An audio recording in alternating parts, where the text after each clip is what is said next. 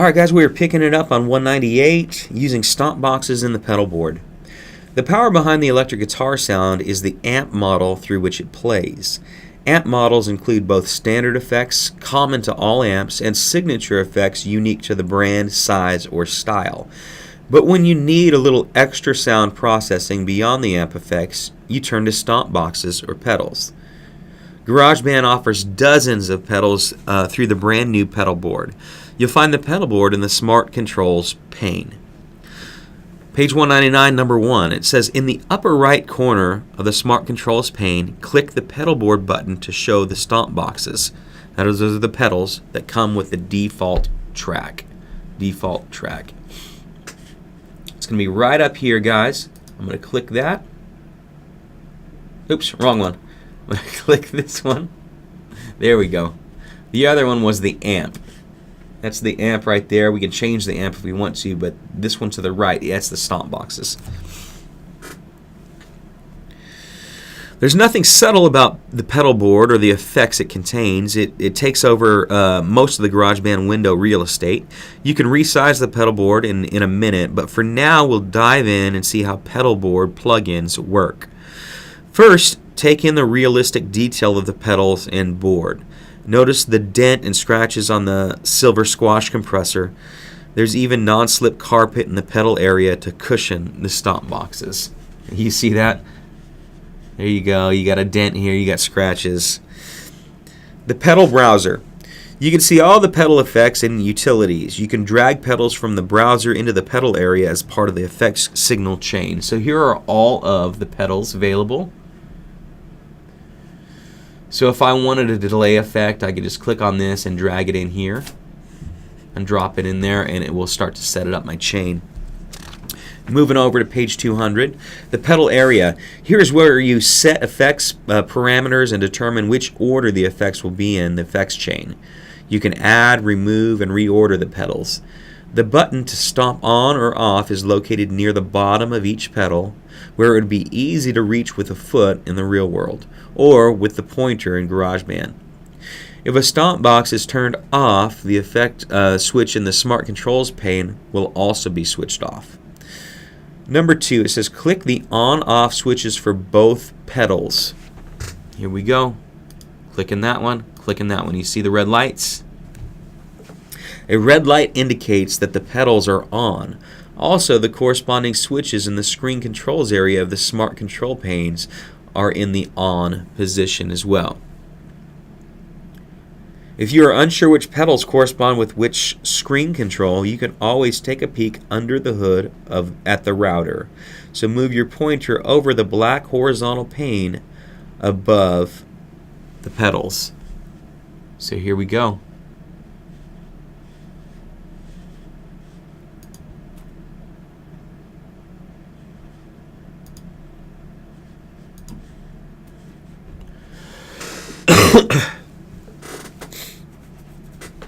Moving over to page 201. The router is where you can see which screen controls correspond with each pedal. In this example, the corresponding effects are distortion and compressor. Notice that both effects are now on in the screen controls because you switched them on with the stomp boxes. If you want to remove a stomp box from the pedal area, you simply drag it off the board. You can follow Chad's lead on this one. He likes a clean spring reverb and light delay to thicken it up and give a little extra sustain.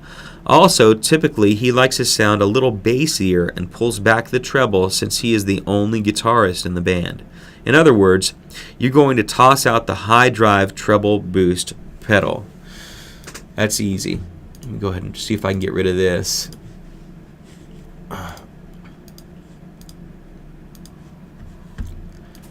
No, we don't need that. There we go. Got rid of that. Okay, so high drive, treble boost. Click on that. Drag it over here. We don't need it. Come on. Let's try it again. Stick it in there. Might have to go all the way down to the bottom here. There we go. Okay, I want to show you something. Right now, I have it over here, and when I grab it, the pointer turns into a hand that squeezes it. But when I bring it over here to the pedal selection area, I have to move it to an area that's empty, and the hand will turn into a cloud. So let me see if I can do this one more time. Grabbing it, moving it over. Come on, hand, turn into a cloud. I'm going to get it. I promise I will. There it is. You can see it right there. It's turned into a cloud, like a cloud of dust, like you're getting rid of it. Boom. Now it's gone. I don't know why it's so finicky, but that's the way that you get rid of it. Number 4, continuing. If you decide later to add the high drive treble boost pedal, it is still available anytime in the pedal browser. Number 5, in the pedal browser, click the category pop-up to see the different pedal effect categories. These categories include distortion, pitch, modulation, delay, filter, dynamics, and utility. Choose Show All from the category pop-up if it is not already selected. So we got Show All right here, but if we wanted to just do the distortion pedals, we can do that. If we wanted just modulation, that's like chorus and phaser and stuff like that. Delay, those are the 4 delay pedals. Any type of other filters right there, and then dynamics. So we want to show all. Moving on to page 202. You can use the category pop-up menu to limit the pedals shown to a specific category, or choose Show All to reveal all of the effects pedals. The effects are also listed by effects category in the Smart Controls pane. Number 6. In the pedal browser, select one of the stomp boxes and drag it to the board. The new effect also appears in the Smart Control pane. Alright, so we already have the squash compressor there. It looks like the author of the book brought in the octo fuzz, so that's what I'm going to select, which is right here. I'll bring that over and put it right there. Octo fuzz. Let's resize the pedal board so you can get back to work in the timeline. 203, number 7. In the top right corner of the pedal board, choose 50% from the view pop-up, or drag the edges to resize manually. So you can come here and choose 50. See that? It's at 100% right now. If I choose 50, it gets smaller. Or you can simply grab a corner and you can make it as big as you want to, or as small as you want to.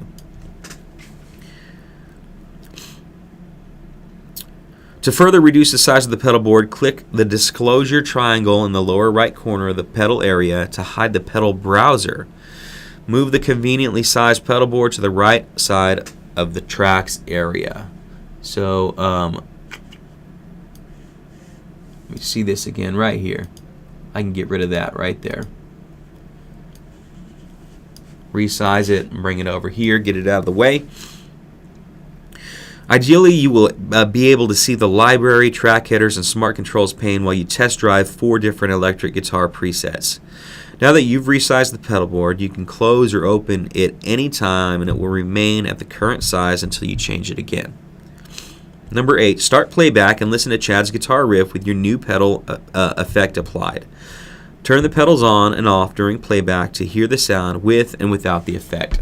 Alright, so I know that we've got the echo and the reverb on right now. I'm going to go back and hit the compare button right there and bring that back to its original position. And we are just going to use the squash and the octafuzz. So I'm going to press play and click on the pedal for the octafuzz and see what it does. Turn down the volume a little bit. Turning on the effect now.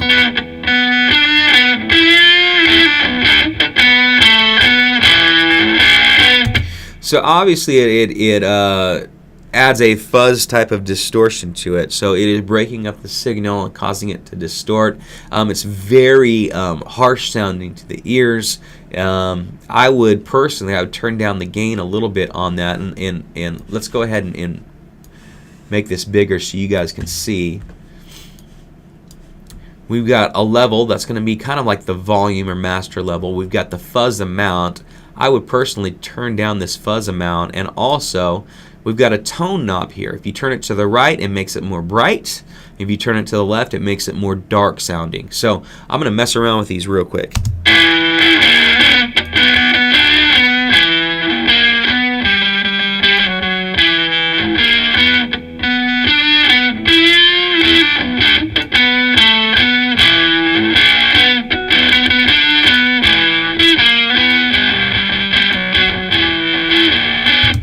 I like that sound a lot better than what it was before.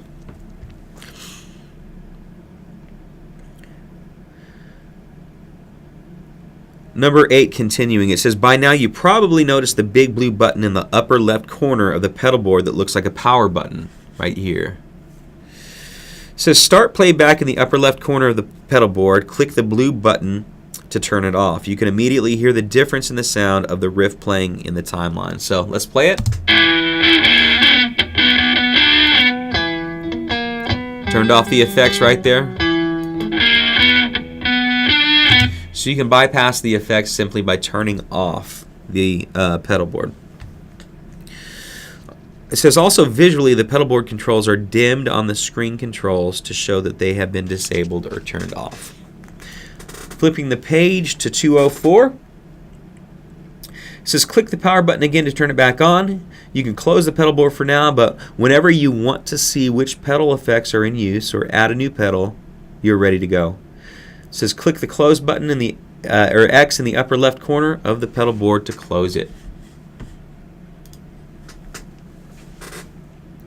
Now you know how to turn on and off, add and remove stomp boxes, as well as resize, move, and close the pedal board.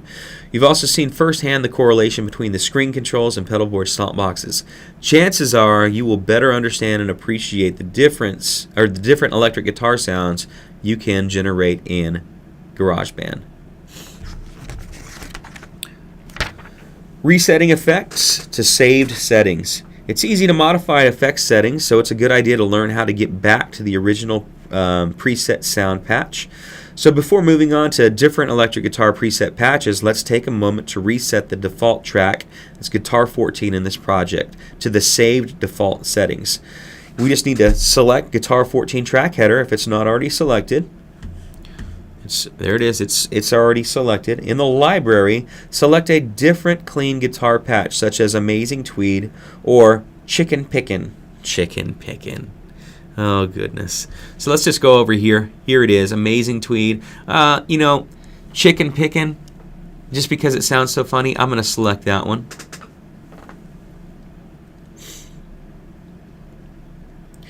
Since you have a new instrument patch loaded, you might as well listen to it.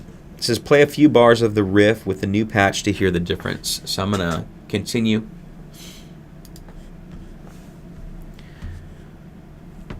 Returning to 0 and playing. So now it's giving us a Fender amp. I love the sounds of Fender amps as well. We got some great spring reverb. It's always a nice warm sound.